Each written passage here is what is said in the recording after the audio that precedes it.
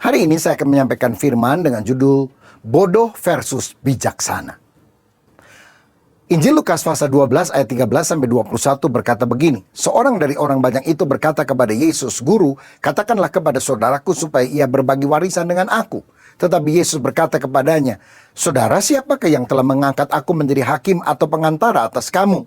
Katanya lagi kepada mereka, "Berjaga-jagalah dan waspadalah terhadap segala ketamakan, sebab walaupun seorang berlimpah-limpah hartanya, hidupnya tidaklah tergantung daripada kekayaannya itu."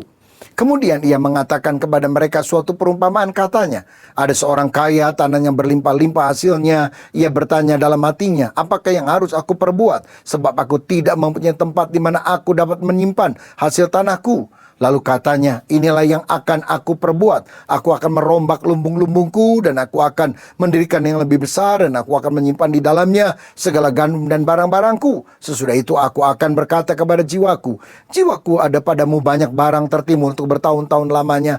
Beristirahatlah, makanlah, minumlah dan bersenang-senanglah." Tetapi firman Allah kepadanya, "Hai engkau orang bodoh, pada malam ini juga jiwamu akan diambil daripadamu, dan apa yang telah kau sediakan untuk siapakah itu nanti? Demikianlah jadinya dengan orang yang mengumpulkan harta bagi dirinya sendiri, jikalau ia tidak kaya di hadapan Allah."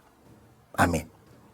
Saudara, masalah warisan seringkali menimbulkan perselisihan di dalam keluarga. Rupanya persengketaan tentang hal ini sudah ada dalam zaman Yesus. Karena itu Yesus memberikan sebuah perumpamaan agar kita tidak tamak, agar kita tidak serakah. Jangan adik kakak misalnya berebut masalah harta benda. Ayat 15 Tuhan bilang, "Berjaga-jagalah dan waspadalah terhadap segala ketamakan, sebab walaupun seorang berlimpah-limpah hartanya, hidupnya tidaklah tergantung daripada kekayaannya itu." Nah, kemudian setelah mengucapkan itu, Yesus memberikan sebuah perumpamaan tentang orang kaya yang bodoh. Sebetulnya kalau orang bisa kaya, mestinya kan pinter, saudara. Setidaknya pinter berdagang, pinter bernegosiasi, pinter berusaha. Tapi kenapa Tuhan bilang orang ini memang kaya, tapi bodoh? Kita akan lihat ciri orang yang bodoh di hadapan Tuhan walaupun dia kaya. Dan kita akan bandingkan dengan ciri orang yang bijaksana yang hidup selaras dengan keinginan Tuhan. Yang pertama, orang yang bodoh adalah orang yang memprioritaskan materi dan mengabaikan hal yang rohani. Bagi orang kaya ini yang penting adalah materi. Lumbung yang besar, panen yang banyak, dia cari duit terus. Sebetulnya kaya nggak salah. Bisa kita pakai untuk menghidupi keluarga, pegawai-pegawai, bisa menyumbang gereja, pelayanan misi. Tapi bila tujuan hidup kita semata-mata adalah untuk mencari uang, untuk kaya, itu adalah salah. Karena kekayaan tidak menjamin kebahagiaan di dalam kehidupan kita. Saudara boleh punya uang. Dengan uang kita bisa membeli obat, tapi bukan kesehatan. Dengan uang kita bisa membeli tempat tidur yang enak, tapi bukan tidur yang nyenyak. Dengan uang kita juga bisa membeli makanan, tetapi bukan selera makan. Dengan uang, saudara juga bisa membeli apapun, kecuali kebahagiaan. Dan dengan uang, saudara bisa beli tiket kemanapun, kecuali ke sorga. Jadi uang itu penting, tapi bukan yang terpenting. Teringatlah saya seorang ratu kecantikan yang bernama Soraya, yang dinikahi seorang multimiliarder yang kaya raya. Mereka hidup mewah, keran airnya saja terbuat dari emas, saudara. Spraynya itu kalau dikuruskan mungkin sekarang harganya kira-kira 400 juta rupiah. Itu baru spraynya saja, belum perlengkapan yang lain. Tapi apakah mereka bahagia? Dalam buku hariannya, ternyata Soraya ini menulis, "Aku adalah wanita yang paling malang di bumi. Aku hidup bagaikan dalam sangkar emas." Sampai akhirnya mereka bercerai. Bukan karena bantalnya kurang bagus, spraynya kurang bagus, gulingnya kurang empuk. Tapi mereka tidak memiliki Yesus yang merupakan sumber kebahagiaan di dalam dirinya. Karena itu Tuhan mengecam orang-orang yang berpikir memiliki kekayaan adalah segala-galanya. Saudara tahu sekarang dunia sedang berlomba untuk memiliki benda yang kelihatan, yang bisa diraba. Ilah zaman ini adalah materi. Materialisme itu menguasai banyak orang, sehingga mereka mengabaikan perkara rohani. Saya teringat ada seorang raja Prancis di abad 8 yang bernama Charlemagne atau Charles Agung, yang ketika dia mati, dia dikubur di sebuah kuburan di bawah tanah. Dan orang melengkapinya dengan jubah, mahkota, tahta pualam yang indah. Tapi 3 abad kemudian, Raja Frederick yang pertama membongkar kuburan tersebut dan mereka melihat bahwa kerangka itu sudah jatuh dan ada Alkitab di bagian lutut kerangka dengan jari kerangka menunjuk Markus 8 ayat 36 yang berkata, apa gunanya seorang memperoleh seluruh dunia tetapi ia kehilangan nyawanya. Tepat sekali apa yang dikatakan firman. Orang boleh kaya raya, kelihatannya hebat, tapi kalau dia mengabaikan perkara rohani, dia mati masuk neraka. Untuk apa semuanya itu? Karena itu saudara, mari kita tidak hanya memikirkan materi, tapi juga perkara rohani. Karena kita nggak tahu hidup kita ini sampai kapan. Satu kali ada seorang pendeta mengajak majelisnya besuk kepada jemaat yang sudah lama tidak ke gereja. Dan ketika mereka masuk ke tokonya, orang ini lagi sibuk berjualan dan lagi ngitung uang yang banyak. Dia bilang, oh ada Pak Pendeta, silakan masuk dulu Pak ke belakang. Rumah saya di belakang. Jadi pendeta bilang, oke, saya masuk dulu ya. Saudara, jadi dia pergi ke bagian belakang toko itu bersama dengan majelis. 5 menit, 10 menit, 15 menit, pembantu sudah keluar, kasih minum, kasih kue. Tapi tuan rumah belum muncul juga. Sampai akhirnya majelis bilang, Pak Pendeta mungkin dia lagi sibuk. Apa kita pulang aja ya? Takut mengganggu pekerjaannya, nanti kapan-kapan lah kita datang lagi ke sini. Ya udah. Jadi pendeta bersama majelis berangkat lagi ke bagian toko. Dia bilang, Pak, maaf ya mungkin Bapak sudah terlalu sibuk hari ini, jadi lain kali aja kita datang. Orang ini sambil ngitung duit, oh sorry saya lupa ada pendeta di belakang. Iya deh, kapan-kapan lagi aja datang. Aduh saudara, dilupakan. Dia ngitung terus duit, bahkan nyalami juga enggak, berdiri juga enggak. Pendeta sama majelis pulang agak gondok juga di hati, saudara. Tapi saudara tahu ketika pendeta sampai di halaman rumah, anak pendeta bilang, Pak, baru ditelepon sama anak dari Bapak Anu yang tadi Papa kunjungi. Suruh datang lagi ke sana. Ah, ngapain tadi juga dicuekin. Pak, dia telepon, rupanya papanya mati kena serangan jantung waktu menghitung uang. Hah? Masa? Begitu datangi bener, orangnya sudah mati kena serangan jantung. Apa gunanya kita memperoleh seluruh dunia, tapi jiwa kita binasa? Itulah ciri orang bodoh, mengutamakan materi, mengabaikan perkara rohani. Jadi bagaimana supaya kita hidup bijaksana? Kebalikannya, kita harus memprioritaskan perkara rohani. Matius 6 ayat 33 berkata, tetapi carilah dahulu kerajaan Allah dan kebenarannya, maka semuanya itu akan ditambahkan kepadamu. Kalau kita mengutamakan Tuhan, segala keperluan sandang, pangan, papan, hal yang lain Tuhan janji aku berikan kepadamu sebagai bonus. Jadi berkat materi itu bonus, bukan yang paling utama. Utamakan Tuhan. Nomor satukan Tuhan, rajin ibadah, ke gereja, berdoa, membaca Alkitab. Utamakan dia, kasihi dia. Isi manusia rohaniah kita selalu hidup dalam hadirat Allah. Jangan kita kaya harta tapi miskin jiwa. Jangan kita kaya harta tapi miskin secara spiritual. Orang yang bijaksana memprioritaskan perkara rohani. Ini adalah pilihan saudara. Apakah engkau mau dianggap orang bodoh di hadapan Tuhan?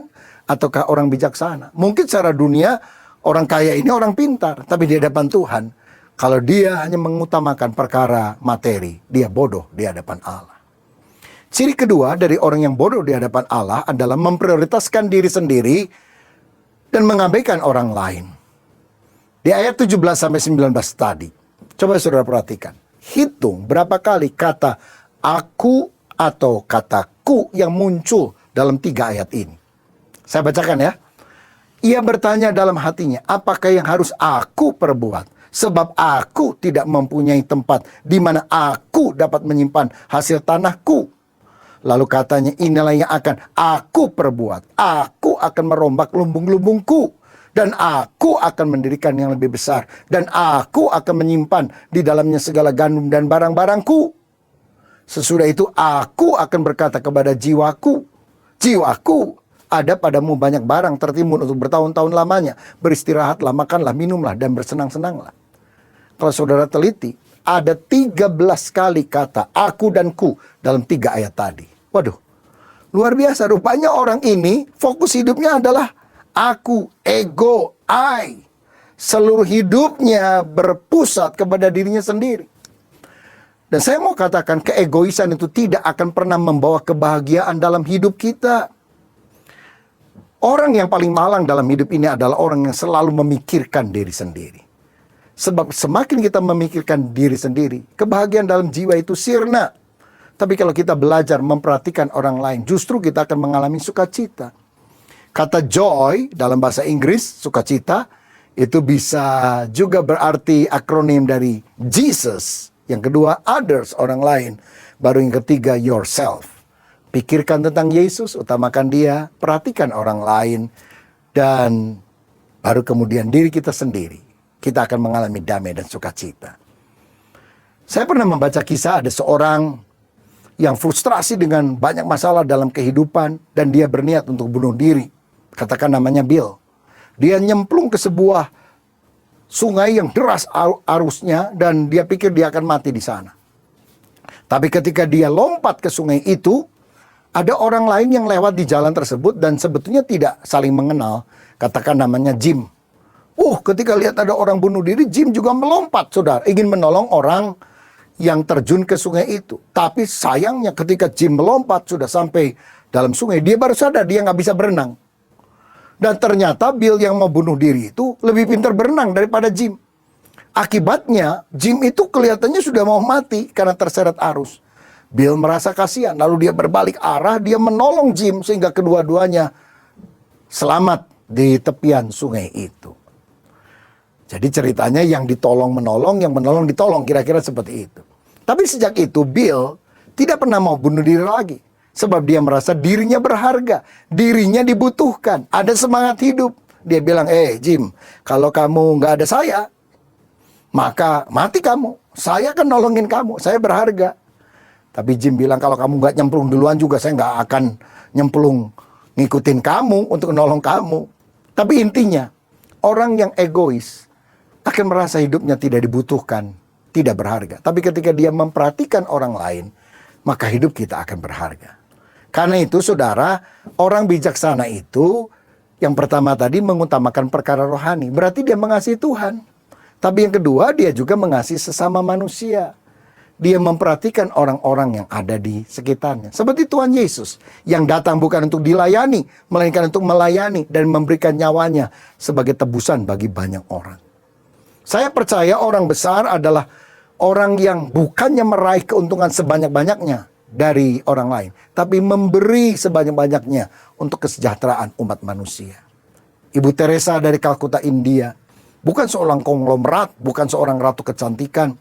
Dia seorang rahib wanita yang suka menolong orang-orang miskin, membawa ke panti asuhannya, mengobati mereka. Tapi betapa kayanya orang ini secara rohani karena dia peduli kepada orang-orang lain. Dia mendapatkan hadiah Nobel perdamaian karena karya-karyanya diterima oleh banyak presiden-presiden di dunia pada masa hidupnya. Dan dia selalu mengajarkan nilai-nilai yang luhur untuk kita hidupi. Saudara, pikirkanlah orang lain, maka Allah akan memikirkan hidup Anda. Saudara tinggal pilih, saudara mau jadi orang bodoh, egois, ataukah menjadi orang yang bijaksana. Memikirkan, jadi berkat bagi orang lain. Saya berharap kita mengambil langkah yang bijaksana ini, berhikmat, yaitu kita mulai pikirkan orang lain. Yang ketiga, orang bodoh adalah orang yang memprioritaskan hari ini dan mengabaikan hari depan. Di ayat 19 dikatakan, sesudah itu aku akan berkata kepada jiwaku, jiwaku, ada padamu banyak barang tertimbun untuk bertahun-tahun lamanya, beristirahatlah, makanlah, minumlah, dan bersenang-senanglah. Saudara, orang ini adalah orang yang masa bodoh tentang hari esok. Yang penting hari ini, udah senang-senang, happy-happy, bahagia. Pokoknya soal hari depan, soal keselamatan, soal sorga, itu gimana nanti aja. Yang penting kita puaskan diri kita pada hari ini. Di hadapan Tuhan, orang yang punya filsafat hidup semacam itu ternyata adalah orang yang bodoh, saudara. Ada banyak orang yang kini memuaskan hawa nafsu. Dan sebetulnya inilah sikap orang yang hidup seperti di zaman Nuh dan Lot, yang juga nampak dalam kehidupan pada akhir zaman ini. Mereka makan dan minum, mereka kawin mengawinkan, mereka nggak peduli kepada hari esok, kekekalan diabaikan, kekekalan tidak diperdulikan. Mereka tidak pikir kalau saya mati, saya kemana? Saya ingat satu kali ada seorang mahasiswa yang cerdas sekali, pinter sekali.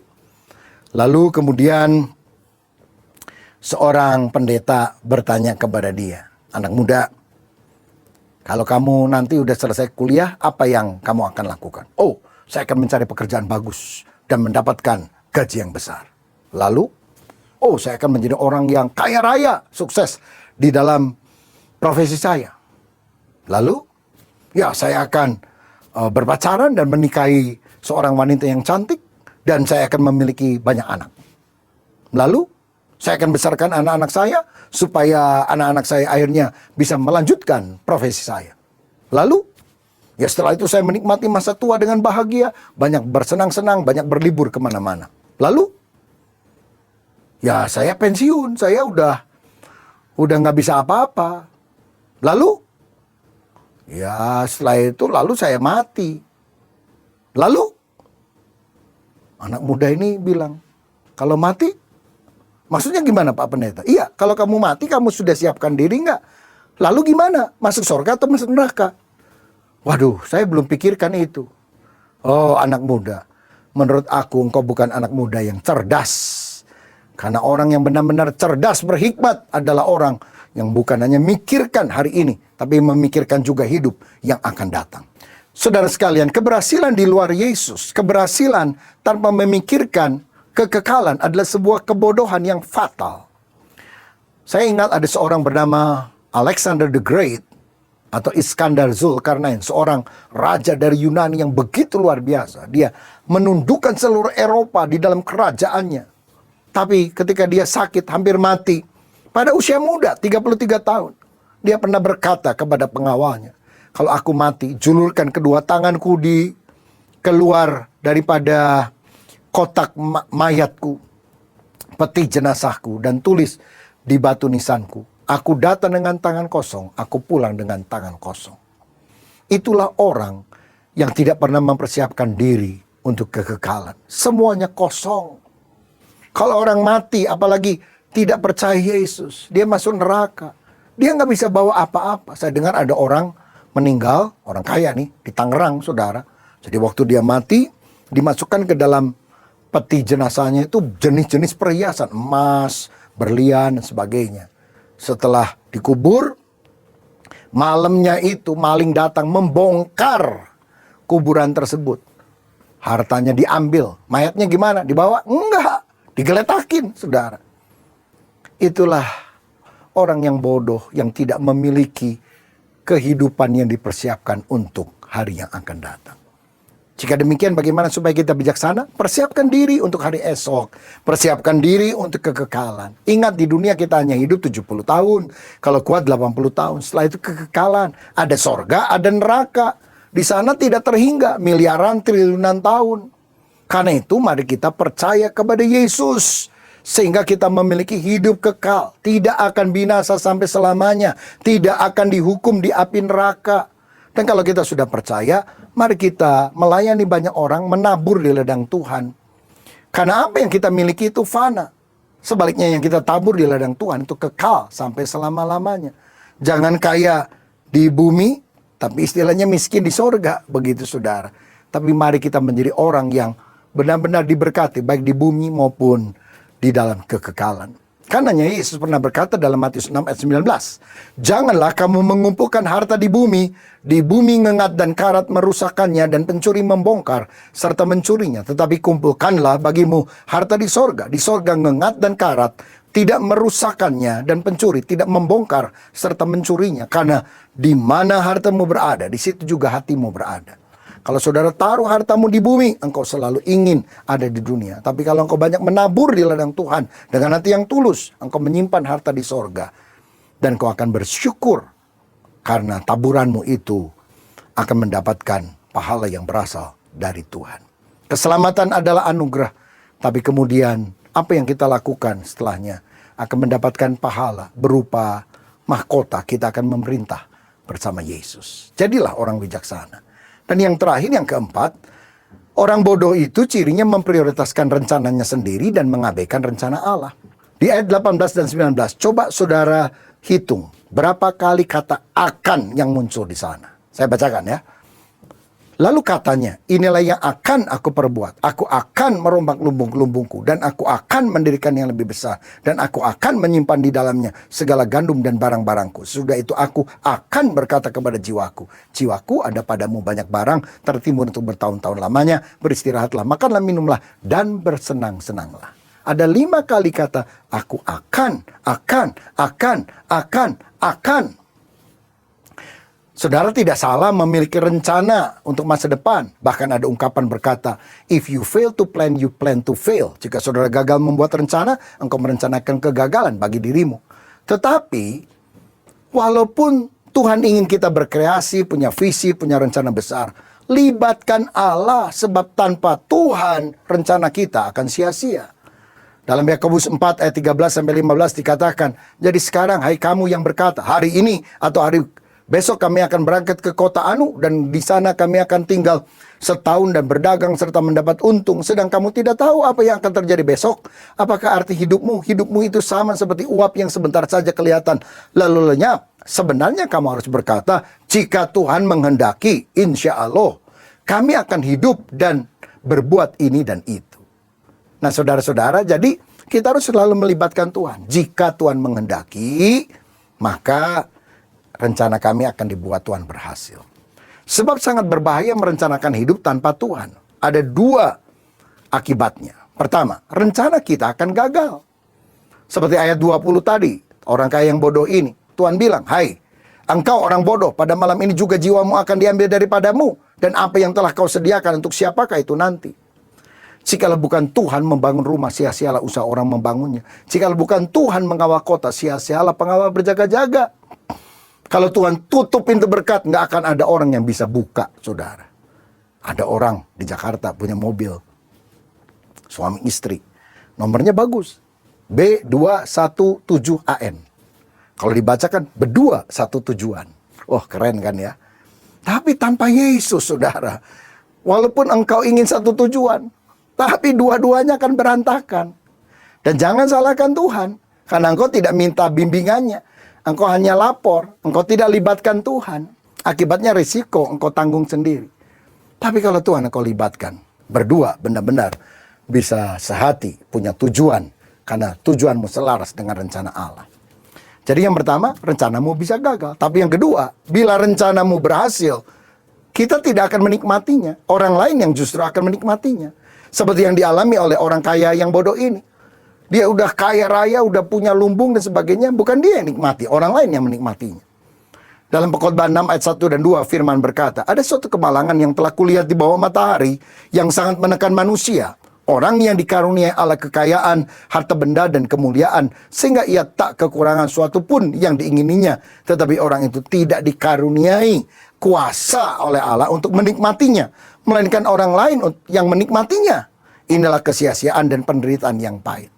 Ternyata dalam kehidupan untuk berbahagia ada 2 hal yang kita perlukan. Yang pertama karunia untuk memiliki, dan yang kedua kuasa untuk menikmati. Kalau saudara harus pilih salah satu, pilih yang kedua. Bukan karunia untuk memiliki, tapi kuasa untuk menikmati. Sebab ada orang yang bisa memiliki tapi tidak bisa menikmati. Kan ini kesia-siaan. Ada orang kaya raya dari muda sampai tua, kerja, banting tulas, peras keringat. Tapi setelah kaya, sakit-sakitan. Dulu dia pikir kalau saya udah kaya, saya makan apa saja, makanan mewah yang aku bisa makan, aku akan pergi kemana saja. Ternyata sakit-sakitan. Ayo Pak, makan sate kambing. Aduh nggak bisa kolesterol. Oh ini sirupnya enak banget. Aduh kencing manis. Makan nggak bisa, minum nggak bisa. Waduh kan celaka. Ya udah kalau gitu jangan berdiri terus, duduk aja di sini. Aduh nggak bisa. Loh kenapa? Ambeien lah kan celaka saudara. Karena itu mari kita jadi orang bijaksana.